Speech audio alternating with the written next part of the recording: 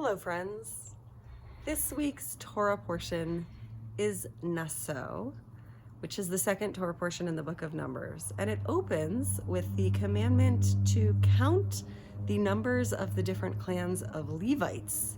And for those who are familiar with the ancient Jewish caste system, the Levites were the caste that were assistants to the high priests. They were a slightly more elevated sacred caste than the rest of the Jewish people.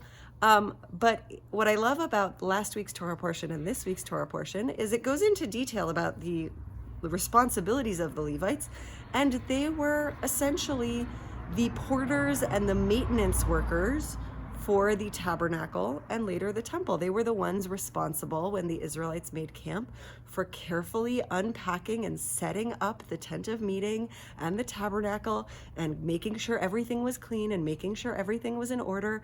And when it was time for them to be on the move, they were responsible for packing it up and carrying it to the next destination. And I think we don't often think enough about how sacred that work is of physically taking care of the things that make our community work, whether that's doing the cooking or doing the cleaning or doing the setup. And so I want to take the opportunity of Parashat Naso to appreciate and invite you to appreciate the sacredness of those tasks and the people who do them. And if you want to be part of creating and co-creating the stuff that makes community work, this weekend, both on Friday evening and on Sunday evening, we have 2 opportunities to help with community potluck dinners that will need people to bring food and need people to help set up and need people to help clean up.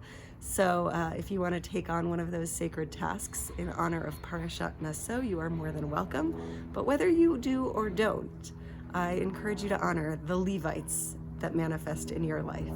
Shabbat Shalom.